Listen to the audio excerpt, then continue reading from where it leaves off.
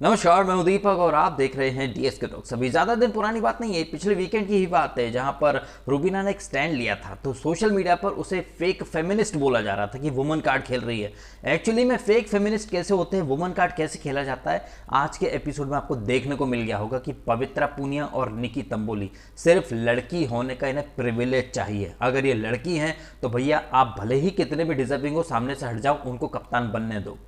आप लड़की हैं तो आप किसी के मुंह पर आके चढ़ के अपने पीले पीले दांत दिखा सकती हैं, मुंह के अंदर लटकता कौवा दिखा सकती हैं, किसी को टच कर सकती हैं। एंड इन केस किसी लड़के का हाथ आपके ऊपर लग जाएगा, हाथ क्या, एक लड़का अगर कुछ बोल भी देगा किसी टास्क के दौरान या कहीं कुछ बोल दिया तो उसका एक वर्ड को पकड़कर पवित्रा पुनिया जैसे थर्ड क्लास लुखे लोग उस बात का एक मुद्दा बना देते हैं। और लोगों को, कुछ लोगों को ये पवित्रा पुनिया या निकी बहुत स्ट्रॉन्ग गर्ल लगती हैं। ये शुक्ला वगला जो सीनियर थे और सलमान खान ने पहले वीकेंड के बारे में कितनी तारीफें की थी इसकी, निकी की, कि she is a smart girl, strong girl, वो बहुत अच्छा गेम खेलती है, घंटा गेम खेलती है, फुसकी बो में भिगा रहे हैं एक नंबर की है, उसको बस दूसरों के सहारे। और भाई ऑब्वियसली उसने अपना गुरु किसको माना था, शुक्ला को।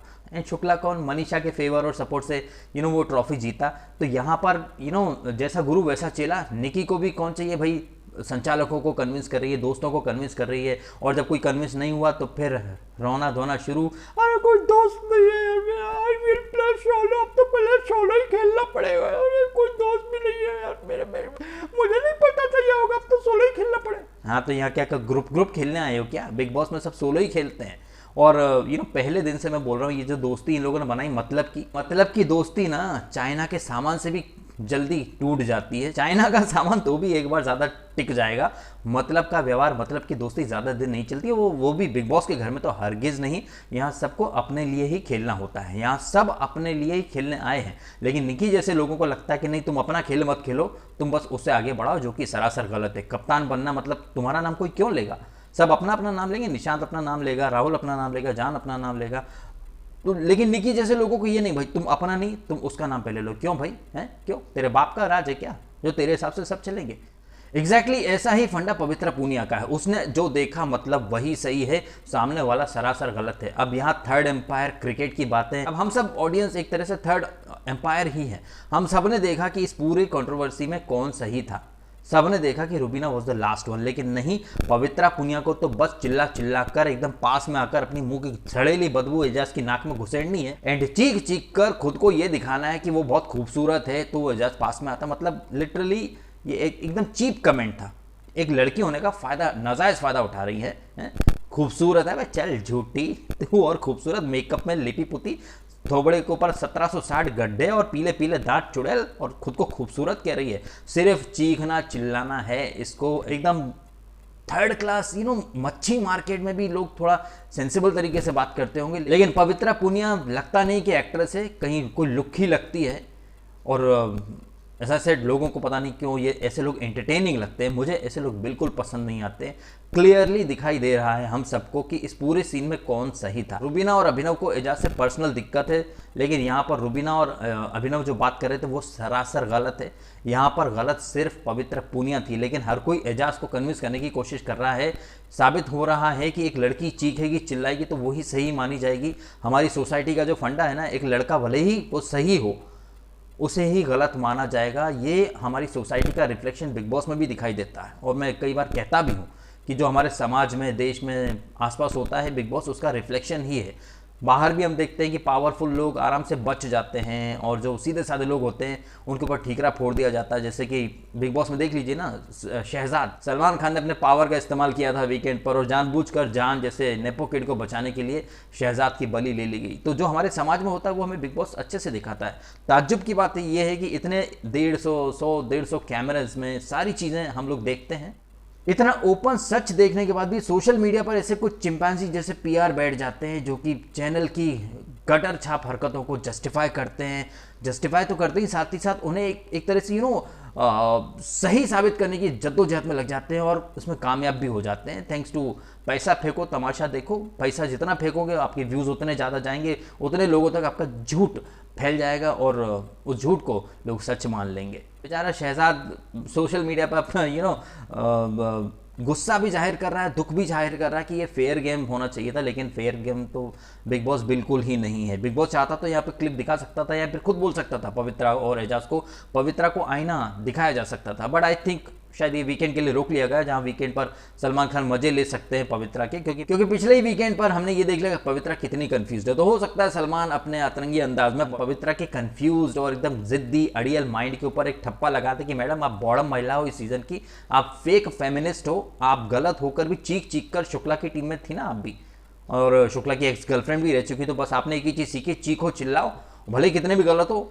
सही साबित करो, मैंने देखा मैंने देखा मैंने देखा मैंने देखा मैंने देखा, वो गला फाड़ फाड़ के चिल्लाओ। हमने पिछले वीकेंड ही देखा था जब जैस्मिन कह रही थी कि एजाज एकदम मुंह के पास आके बात करते तो वो डर जाती है, यहाँ तो पवित्र पुनिया खुद आके बात कर रही और हाथ लगा के बात करती है, हाथ लगा के। जस्ट इमेजिन इसका उल्टा, अगर एजाज हाथ लगाते तो ये फिर उसके ऊपर एलिगेशन लगा देंगी, यानी ना मीटू का केस लगा देंगे, गलत जगह छुआ, ये छुआ वो छुआ। ऐसे फेक फेमिनिस्ट ना समाज के लिए कैंसर है, और जो लोग ऐसे लोगों को सपोर्ट करते हैं, गॉड ब्लेस यू भाई, और क्या बोल सकता हूँ। हाँ, तो ये काफ़ी सारी जद्दोजहद में बिग बॉस ने बड़ा ही सेफ खेला, और आखिरी में जो दो लोग थे उन दोनों को वटा दिया है। इधर निशांत, राहुल, जान और निकी का एक अपना चल रहा था। कहना गलत नहीं होगा कि पिछले 1-2 वीक से निशांत बहुत ज़्यादा कम भी दिखाई दे रहा था, उसे काफ़ी तरह की ट्रोलिंग भी सुननी पड़ी, लेकिन कहीं ना कहीं हमने पिछले वीक से देखना शुरू कर दिया है कि ये जो मतलब वाला ग्रुप है, मतलबी ग्रुप, यहाँ निकी जो है वो आपके मुंह पर आपकी तारीफ भी करती, पीठ पीछे चुगलियाँ भी करती है, चाहे राहुल की चुगली हो या निशांत की चुगली हो। उसका एक पर्सनल जो मसाज करने वाला है जानू, तो उसमें रीढ़ की हड्डी है नहीं। इस एपिसोड में भी हमने देख लिया, वो बस निकी का पालतू पिल्ला है, जैसा निकी बोलेगी वैसा वो करेगा। हालांकि उसने थोड़ा सा दिखाया कि वो अपने बूते खेलने की कुछ इच्छा शक्ति रख सकता है। द मोमेंट यू थिंक यार इसकी तारीफ हम आज रिव्यू में करेंगे, उसी समय वो फिर से उसने थूक कर चाट लिया और वापस से निकी के पास जाकर बैठ गया। ये जो एपिसोड था जहां पर घर का पहला कप्तान चुना जाना था, तमाम तरह की जद्दोजहद, वो डॉल लेके आना फायर हाउस से, ये जो प्लानिंग स्ट्रेटजी की गई, निशांत और जान दूसरी टीम रूबीना अभिनव के टच में भी थे और वो अपने ग्रुप में भी थे। कहना गलत नहीं होगा कि जब निशांत जो कप्तान बना है तो मैं समझ रहा हूँ कि काफ़ी अच्छी प्लानिंग और सोच समझ के बना है। और कई लोगों को लग सकता है कि उसने राहुल के साथ धोखा किया या धोखा दे दिया लास्ट सेकेंड पर। भैया ऐसा है कि ये इंडिविजुअल गेम है, ठीक है। आप अगर अच्छा नहीं करोगे तो वीकेंड पर आपको गाली पड़ेगी, वीकेंड पर आपको सुनने को मिल जाएगा कि भैया ये आप खुद खेलने आए हो, ट्रॉफी भी किसी और को दोगे क्या। तो अगर राहुल को ऐसा लग रहा है कि निशांत ने उसे धोखा दिया, तो राहुल के पास मौका था, वो फायर रूम में, उस हाउस में जैसे रूबीना बैठी हुई थी, राहुल भी बैठा रहता, चलने दो, है कि नहीं। सीधी सी बात है, आपको अगर अपने लिए खेलना है तो आप स्टैंड लो ना भाई। आप यहाँ संत महात्मा बनने तो नहीं आए हो, क्योंकि संत महात्मा बनने का तो ये शो ही नहीं है, वीकेंड का वार हो या फिर सीनियर्स की परिभाषा हो। सब लोगों ने यही कहा था कि आपने अपने लिए खेलो। तो अगर निशांत ने अपने लिए खेला है, और मैं समझ रहा हूँ कि Nishant is a better choice than Nikki और जान और राहुल, यही इसी ग्रुप में से किसी को कप्तान बनना था। और अभिनव से उसकी बात ऑलरेडी हो चुकी थी निशांत की, कि इस वीक अगर आप मेरी हेल्प करते हो तो नेक्स्ट वीक या नेक्स्ट टाइम जब मौका पड़ेगा मैं आपको पे बैक करूँगा। तो इनकी आपस में अंडरस्टैंडिंग काफ़ी सॉर्टेड अगर नहीं है तो वो इनके खुद के ग्रुप में, क्योंकि यहाँ सब के सब मरे जा रहे हैं कप्तान बनने के लिए, और सबसे ज़्यादा मरी जा रही है वो निकी, जो कि पहले वीक में वो सिड आइलैंड टास्क में जहाँ पर खैराती विनर ने उसको बना दिया था विनर, तो वो समझ रही है कि वो बहुत बड़ी वो डॉन बन गई है, कुछ बहुत ज़्यादा प्रिविलेज मिल चुके हैं दुनिया भर का, उसे लग रहा है कि सारी टास्क बस वही जीते। देखिए, पहले वीक का रिव्यू जब मैंने करा, उसके बाद मैंने सेकेंड वीक का रिव्यू करा, मैंने एक बात कही कि जब आप कोई चीज़ स्टार्ट करते हो और वो गलत नोट पर स्टार्ट करते हो तो आगे के लिए गलत ट्रेंड सेट हो जाता है। सलमान खान ने कुछ नहीं बोला उसके बायस संचालन के ऊपर, उसको जो फेवर किए जा रहे हैं उसके ऊपर कुछ नहीं बोला। तो अब निकी को आदत हो गई है फेवर लेने की, उसे लग रहा है कि भाई सिर्फ मेरी मदद करो। वो कहने को सिद्धार्थ शुक्ला हो या हिना हो, गौहर हो, सलमान, सबने निकी को बहुत स्ट्रांग बोला। वो स्ट्रांग कुछ नहीं है, लड़की होने का फ़ायदा उठा रही है, रो के टसुए गिराकर या फिर शॉर्ट ड्रेसेस पहन के लड़कों को लुभाना, अपने इशारे पर नचाना, अपना काम निकलवा के बाद में फेंक देना। जब सामने निशान जैसा कुछ सखत लौंडा आ जाए तो फिर प्रिया चरित्र दिखाना, मेरा नाम क्यों, तेरा नाम क्यों लेगा कोई, तेरा नाम कोई क्यों लेगा, क्या तेरे लिए खेलने आए क्या है।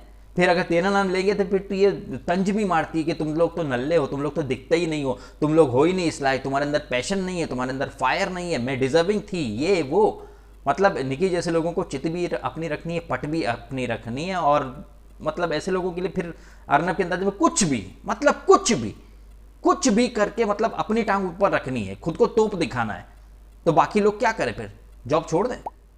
ओवरऑल इस एपिसोड के अंदर ये जो कैप्टेंसी टास्क हुई है, कैप्टेंसी टास्क काफ़ी अच्छे से हो सकती थी। स्टार्ट का आई थिंक 15 से 20 मिनट एजाज और पवित्रा की खामखा की पंचायत के ऊपर निकाल दिया गया, जो कि एब्सोल्युटली नॉनसेंस था, कुछ ज़रूरत थी नहीं।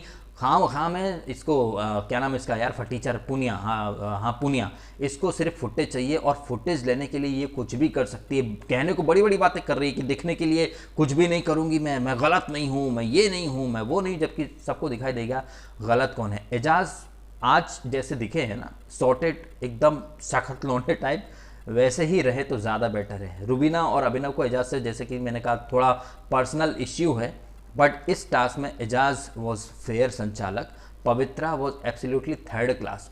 उसको रखना ना रखना एकदम मतलब कोई ज़रूरी थी ही नहीं, पवित्रा कोई ज़रूरत थी नहीं पवित्रा की, क्योंकि she was good for nothing.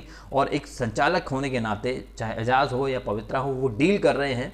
और निकी चूंकि उन्हें रिश्वत ऑफर कर रही है, जैसे हमारी सोसाइटी में करप्शन होता है, नेताओं अफसरों को लोग ऑफर कर देते हैं पैसा या कुछ चीज़ें, और वो उनके हिसाब से ढल जाते हैं। तो यहाँ पर ओपनली दिखाया जा रहा है कि संचालक बिक सकते हैं, संचालक को खरीदा जा सकता है।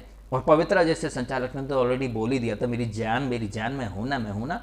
वहीं एजाज बोल रहा था कि नहीं वो फेयर खेलेगा। तो एजाज बहुत सही लगा मुझे इस पूरी टास्क में, तो मैं चाहूँगा कि एजाज ऐसे ही आगे बढ़े तो बेटर होगा। वहीं इस वीक का कैप्टन जो बन चुका है निशांत, उसने काफ़ी अच्छा खेला, और 1-2 वीक से जो शिकायतें थी कि वो नहीं दिख रहा है, अब वो दिख भी रहा है, दम भी दिखा रहा है, और कैप्टन भी बन गया और सुविधाएं भी मिल गई। साथ ही साथ इस वीक के लिए वो सेव भी है, और कहीं ना कहीं यही सब देख के निकी के गुर्दे छिले हुए हैं।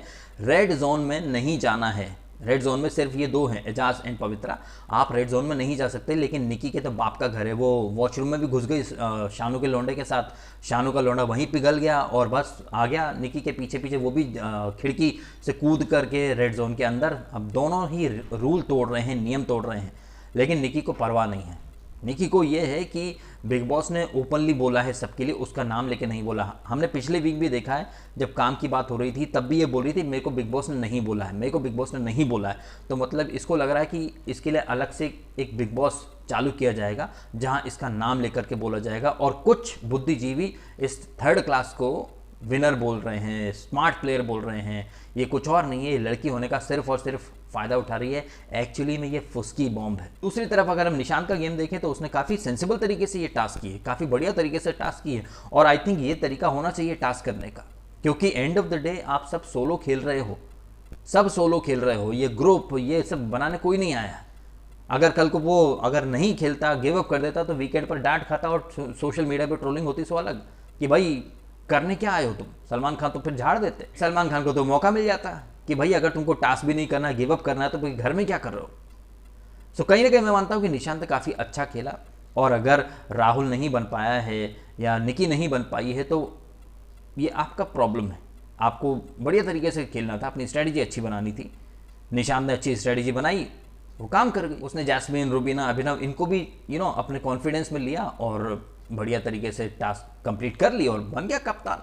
अब कल का एपिसोड में देखते हैं कि निकी वहाँ रेड जोन से ऑब्वियसली बाहर आ ही जाएगी। पवित्रा पुनिया राहुल वैद्य के एक पर्टिकुलर स्टेटमेंट या वर्ड के ऊपर घमासान मचाएगी, खुद ये लोगों को चीर सकती है, किसी के कुछ भी बोल सकती है, मैं खूबसूरत हूँ, ये है वो है, पीले पीले दांत दिखा सकती है, पास में आ सकती है, लेकिन कोई लड़का कुछ नहीं बोल सकता। बेचारे राहुल वैद्य के ऊपर कल ये बिल फाड़ देगी। राहुल वैद्य को भी समझना चाहिए कि वो निकी के लिए कुछ ज़्यादा ही सॉफ्ट कॉर्नर है उसके मन में, जो कि सरासर गलत है। जो लोग पवित्रा या निकी ये मोरलेस एक ही जैसे हैं, और राहुल वैद्य को थोड़ा सा सेंसिबल होना चाहिए। वो पहले भी उसका पंगा हो चुका है पवित्रा पुनिया के साथ, तो उसे अच्छे से समझ जाना चाहिए कि पवित्रा पुनिया के साथ अगर निकी ज़्यादा रह रही है तो भैया निकी भरोसे के लायक नहीं है। लेकिन राहुल वैद्य अलग ही मिट्टी का बना है, वो एक मौका देना चाहता सबको। भाई इतने मौके आप दोगे ना सबको, तो फिर ट्रेन निकल जाएगी। तब तक अपने लिए खेलो, एंड थोड़ा हवा का रुख भी समझो कि पवित्रा पुनिया या निकी कितने गलत दिख रहे हैं। घर में रह रहे हो, आपको वाइब्स आती हैं एक दूसरे के साथ, लेकिन फिर भी अगर आप नहीं समझ रहे हो, निकी को एक इनोसेंट टाइप का ये समझ रहे हो, तो कहीं ना कहीं आपकी बहुत बड़ी बेवकूफ़ी है। और निकी ने पिछला सीजन देखा है, जहाँ फुद्दू फटरी ना बोला करती, हाँ यार मैं हर्ट हो गई, ऐसे यहाँ पर वो हर्ट हो गई है, गिव अप कर दिया, मेरा नाम नहीं लिया। तेरा नाम लेंगे तो बाकी क्या करें, घर चले जाएं क्या।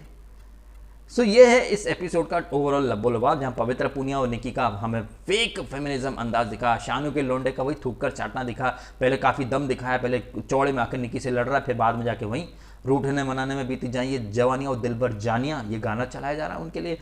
कमेंट करें आप अपने ओपिनियन एपिसोड में घटी घटनाओं के बारे में। वीडियो अच्छा लगा हो तो लाइक करना, कमेंट करना, शेयर करना और सब्सक्राइब भी करना DSK टॉक्स को। अगर आपने नहीं किया तो आपने समय निकाला, वीडियो देखा, आपका बहुत बहुत धन्यवाद।